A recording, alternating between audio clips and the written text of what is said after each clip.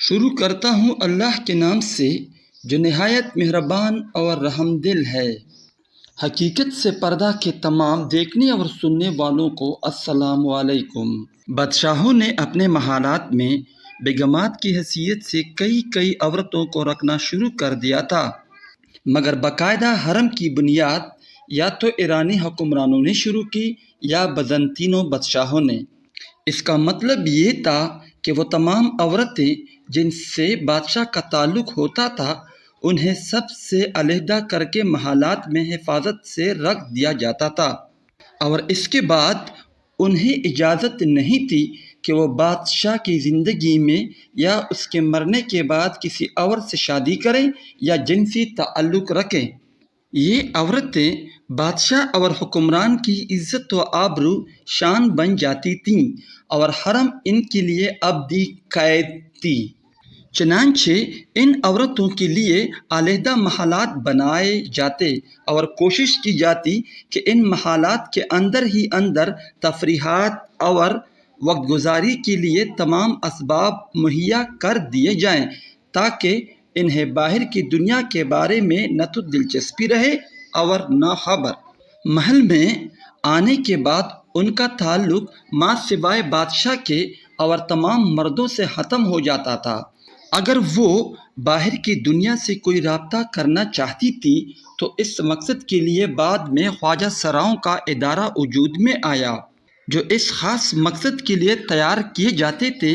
یہ خواجہ سرا حرم اور باہر کی دنیا میں رابطے کا کام دیتے تھے، مگر ان کے فرائض صرف یہیں تک محدود نہیں تھے، بلکہ یہ محل میں عورتوں پر بھی نگاہ رکھتے تھے، اور اگر کسی عورت پر ذرا سا بھی شبہ ہو جائے کہ وہ خواجہ سرا سے ہی کوئی جنسی تعلق رکھے ہوئے ہیں تو ان کی سزا موت تھی۔ مسلمان حکمرانوں میں سب سے زیادہ عظیم الشان حرم عثمانی خلفاء کا تھا۔ جب سلطان بایزید کو تیمور کے ہاتھوں شکست ہوئی تو اس میں بایزید اور اس کی بیگم دونوں گرفتار ہوئے۔ تیمور نے بایزید یلدرم کو ایک پنجرے میں قید کیا اور اس کی بیوی کو برہنہ دربار میں ساقی گیری پر مجبور کیا۔ اس واقعے کے بعد سے عثمانی سلاطین نے شادی کرنا چھوڑ دی تھی تاکہ وہ پھر سے اس قسم کے حادثے سے دوچار نہ ہوں، لہذا ان کے حرم میں صرف کنیزیں ہی ہوتی تھیں۔ اس مقصد کے لیے پوری سلطنت سے خوبصورت عورتیں حرم میں جمع کی جاتی تھیں۔ ان کے علاوہ سلطنت کے گورنر تحفے میں یا ماتحت حکمران خراج میں عورتیں بھی مہیا کرتے تھے۔ اس کا نتیجہ یہ تھا کہ اس کے حرم میں ہر ملک کی عورتیں جمع تھیں۔ ان عورتوں کی حفاظت کے لیے خواجہ سرا ہوتے تھے۔ خواجہ سرا غلاموں میں سے چنے جاتے تھے اور ابتدائی عمر ہی سے انہیں خصی کیا دیا جاتا تھا۔ ان کا سردار گرلز آغا یا لڑکیوں کا آغا کہلاتا تھا۔ اس کا کام محل یا حرم میں عورتوں کی نگہداشت ہوتی تھی۔ ہر رات کے انتخاب کے لیے یہ عورتیں ایک قطار میں کھڑی ہوتی تھیں اور بادشاہ ان کے معائنے کے بعد کسی ایک کو منتخب کرتا۔ اس کے بعد اس عورت کو تیار کرا کے خوابگاہ میں بھیج دیا جاتا تھا اور رجسٹر میں تاریخ کے ساتھ اس کا نام لکھ دیا جاتا تھا تاکہ اگر اسے حمل ٹھہر جائے تو اسے اندازہ لگایا جا سکے۔ جن عورتوں کے لڑکا ہو جاتا تھا انہیں سلطانہ بنا دیا جاتا تھا۔ اگر اولاد نہ ہی ہوتی تھی تو اس صورت میں کنیز کی رہتی، اور یہ بھی ہوتا تھا کہ ایک رات کے بعد سلطان اس کی طرف متوجہ کبھی نہیں ہوتا تھا اور وہ بقایا زندگی اسی حالت میں گزار دیتی تھی۔ محل میں کسی سلطانہ کو اس وقت بڑا درجہ ملتا تھا جب اس کا لڑکا سلطان ہو جاتا تھا۔ اس وقت وہ والدہ سلطان بن کر محترم اور باوقار مقام حاصل کر لیتی تھی۔ محمد فاتح نے ایک قانون بنایا تھا کہ اس کے خاندان میں جو بادشاہ ہو وہ تخت نشینی کے بعد اپنے بھائیوں کو قتل کرا دے تاکہ خانہ جنگی کا خطرہ نہ رہے۔ اور سلطنت کمزور نہ ہو۔ بعد میں قتل کرنے کے بجائے انہیں محلات میں قید کر دیا جاتا۔ یہ محلات کفس کہلاتے تھے۔ یہاں شہزادوں کو کنیزیں مہیا کی جاتی تھیں، مگر اس بات کا خیال رکھا جاتا تھا کہ ان کی کوئی اولاد نہ ہو، اور اگر ان میں سے کوئی کنیز حاملہ ہو جاتی تھی تو اسے فوراً قتل کر دیا جاتا تھا۔ حرم میں اگر کسی کنیز کا خواجہ سرا کسی اور کے ساتھ جنسی تعلق میں ملوث دیکھ لیا جاتا تھا تو اس کی سزا یہ تھی کہ اسے بوری میں بند کر کے فاسفورس میں ڈبو دیا جاتا تھا۔ اس قسم کا ایک واقعہ سلطان ابراہیم کے عہد میں پیش آیا۔ اسے بتایا گیا کہ حرم میں یہ افواہ ہے کہ اس کی کوئی کنیز کسی خواجہ سرا کے ساتھ پائی گئی۔ اس پر تفتیش شروع ہوئی مگر کنیز کی شناخت نہیں ہو سکی۔ سلطان ابراہیم نے اس کا یہ حل نکالا کہ محل کی 280 کنیزوں کو بوریوں میں بند کر کے فاسفورس میں ڈبونے کا حکم دے دیا۔ اتفاق سے کسی ایک کنیز کی بوری کو مضبوطی سے بند نہیں کیا گیا تھا، لہذا سمندر میں اس کا منہ کھل گیا اور وہ باہر نکل آئی۔ پاس سے گزرتے ہوئے ایک فرانسیسی جہاز نے اسے دیکھ لیا اور اس کی جان بچائی۔ اس نے پیرس پہنچ کر یہ ساری تفصیلات بتائیں۔ سلطان کے مرنے پر اس کے پورے حرم کو ایک دوسرے محل میں منتقل کر دیا جاتا تھا جو آنسوؤں کا محل کہلاتا تھا، اور یہاں وہ اپنی بقایا زندگی تنہائیوں اور محرومیوں کے ساتھ گزارتی تھی۔ ہندوستان میں مغل بادشاہوں نے بھی حرم کی بنیاد رکھی تھی اور اکبر نے باقاعدہ اس کے لیے قوانین ترتیب دیے تھے، مگر ان کا حرم کئی لحاظ سے عثمانی سلاطین سے مختلف تھا۔ ایک تو مغل بادشاہ باقاعدہ شادیاں کرتے تھے، اگرچہ ساتھ میں کنیزی بھی ہوتی تھی، اور حرم میں مرحوم بادشاہوں کے بیگمات بھی رہتی تھی۔ حرم کے انتظامات سخت ہوتے تھے اور محل کے باہر راجپوت سپاہی پہرا دیتے تھے۔ خواجہ سرا محل اور باہر کی دنیا میں رابطے کا کام دیتے تھے۔ محل کے اندر مسلح عورتوں کا جو کلکامنیاں کہلاتی تھی، ان کا پہرا ہوتا تھا۔ محل کے دروازے شام سے بند کر دیے جاتے تھے اور اس کے بعد کسی کو آنے یا جانے کی اجازت نہیں تھی۔ لیکن محل کی عورتوں پر بہت زیادہ سختیاں اور پابندیاں نہیں تھیں۔ اگرچہ وہ کسی امیر کے گھر جانا چاہیں یا کسی امیر کی بیگم ان سے ملنے کی خواہش مند ہو تو اس صورت میں انہیں باقاعدہ اجازت لینی پڑتی تھی۔ جب باہر نکلتی تھی تو اس صورت میں پردے کے سخت انتظامات کیے جاتے تھے۔ یہ اکثر پالکیوں میں سوار ہوتی تھی اور سپاہی راستے سے لوگوں کو ہٹاتے ہوئے چلتے تھے۔ بادشاہ کی بیگمات کے لوگ نام نہیں لیتے تھے۔ ابوالفضل اور دوسرے مورخوں نے کہیں اکبر کی بیگمات کا نام نہیں لیا، اور جب بھی ذکر آیا تو بغیر نام لیے استعاروں اور تشبیہات میں بات کی۔ مثلاً بدعیوانی ایک جگہ لکھتا ہے کہ اس سال بادشاہ کی بیگمات میں سے ایک کے حمل ٹھہر گیا۔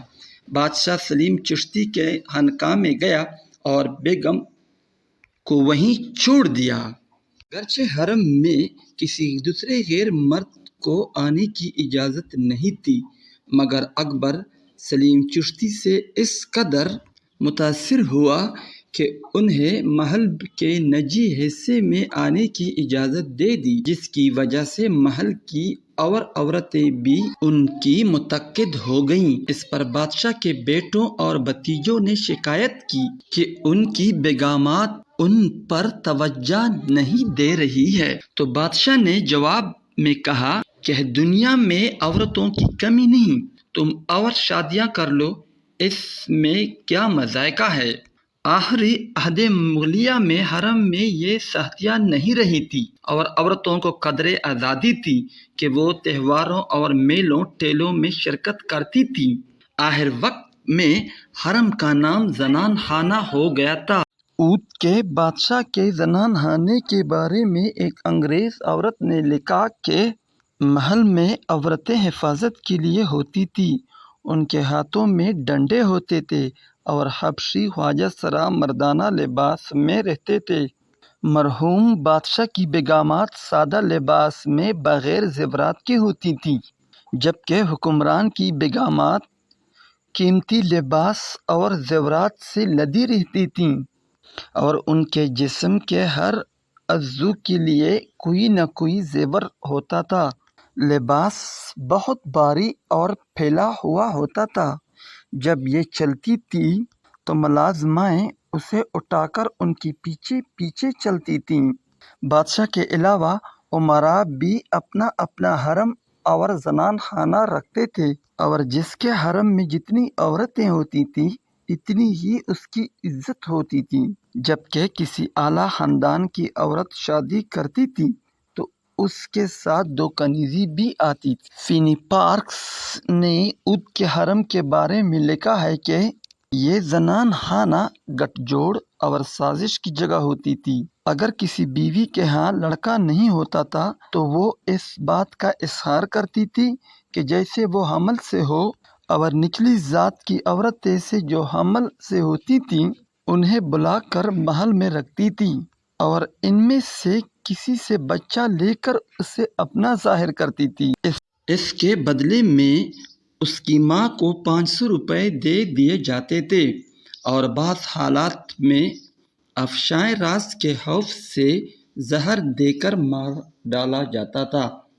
حرم چاہے وہ عثمانی سلاطین کا ہو یا مغل بادشاہوں کا یا امراء کا، یہ عورت کے لیے ایک قید تھی کہ جس میں رہتے ہوئے وہ باہر کی دنیا سے اپنا تعلق توڑ لیتی تھی، اور بقایا زندگی اسے جہالت اور گمنامی کے ساتھ گزارنی پڑتی تھی۔ اس لیے ان حالات میں عورتوں کا جو ذہن بنا وہ سازشی، جوڑ توڑ کرنے والا اور بے حسی کا تھا۔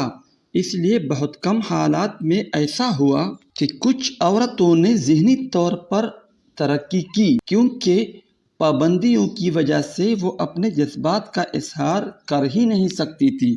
مثلاً اورنگزیب کی لڑکیاں بڑی ذہین تھیں، مگر اورنگزیب نے دیوان حافظ کے پڑھنے تک پر پابندی لگا رکھی تھی۔ اس لیے زنان خانے کی تنہائی اور چاردیواری میں عورت بالکل بے خبر ہو جاتی تھی۔ ایک انگریز عورت مسز میر حسن علی نے ہندوستان کے رسم و رواج پر جو کتاب لکھی تھی، اس میں اس نے اپنی ایک دوست عورت کے بارے میں لکھا ہے کہ جب وہ اس کے سامنے ان جگہوں کی تفصیلات بتاتی کہ جو اس نے دیکھی ہے، اور ان دریاؤں اور پلوں کا ذکر کرتی جو قریب ہی میں تھے، تو اس کی زبردست خواہش ہوتی کہ وہ ان چیزوں کو دیکھے۔ وہ لکھتی ہے کہ میں نے یہ ذمہ لیا کہ میں اس کے شوہر اور والد سے اجازت لے لوں گی کہ وہ ان جگہوں کی سیر کر سکے، لیکن دونوں نے اس بات کو پسند نہیں کیا کہ وہ باہر نکلے۔ میں نے مایوس ہو کر اپنی دوست سے یہ بات کہی۔ اس پر اس نے نرمی سے جواب دیا کہ اس میں میرا ہی قصور ہے کہ میں نے اس چیز کی فرمائش کی کہ جس کے لیے میرا کوئی حق نہیں تھا۔ مجھے امید ہے کہ میرا شوہر اور خاندان میری اس بچگانہ حرکت پر مجھ سے ناراض نہیں ہوگا۔ مہربانی کر کے انہیں سمجھا دیجیے کہ میں اپنے آپ سے بہت پشیمان ہوں کہ میں نے یہ حماقت کیوں کی، اور مجھے اس پر سخت پریشانی ہوگی کہ جب میں ان سے ملوں گی اور اس موضوع پر بات کروں گی۔ اس سے اندازہ ہوتا ہے کہ عورت کی اپنی خواہشات، تمنائیں اور آرزوئیں تمام کی تمام مرد کے ماتحت ہو چکی تھیں، اور اس کی زندگی کا ایک ہی مقصد تھا کہ اس کا شوہر یا اس کا باپ اس سے خوش رہیں۔ جب قانونی بیوی اور خاندانی عورت اس قدر گر جائے، دنیا کے بارے میں اسے بے خبر بنا دیا جائے اور اسے اپنے ارد گرد کے ماحول کے بارے میں پتہ نہ رہے، تو اس صورت میں عورت محض بچہ پیدا کر کے نسل چلاتی ہے اور خاندان کی آبرو عزت بن کر دم توڑ دیتی ہے۔ ناظرین گرامی، اس سے یہ نتیجہ اخذ ہوتا ہے کہ عورت کو پردے میں رکھنے کی وجہ سے جہاں عورت سماجی و ذہنی طور پر پسماندہ ہوئی وہاں اس کے کچھ فوائد بھی ہوئے۔ ان میں سے چند اثرات یہ تھے کہ جب عورت سماج سے کٹ گئی اور روزمرہ کی زندگی میں جو تبدیلیاں ہو رہی تھی ان سے لا تعلق ہو گئی تو ان میں قدیم رسومات رواج اور توہمات زیادہ عرصے کے لیے باقی رہے اور زبان اس کے محاورے اور وہ الفاظ جو مردوں کی دنیا میں متروک ہو گئے تھے ان کے ہاں استعمال ہوتے رہے۔ اس طرح گیت قصے اور کہانیاں عورت میں محفوظ رہے اور عورتیں قدیم ثقافت اور رسم و رواج کے بہترین ماخذ بن گئیں اور انہوں نے قدیم ثقافتی روایات اور قدروں کو ایک عرصے تک محفوظ رکھا۔ آج بھی عورتیں بہت سی بیماریوں کے علاج جڑی بوٹیوں اور ٹھونکوں سے کر لیتی ہے۔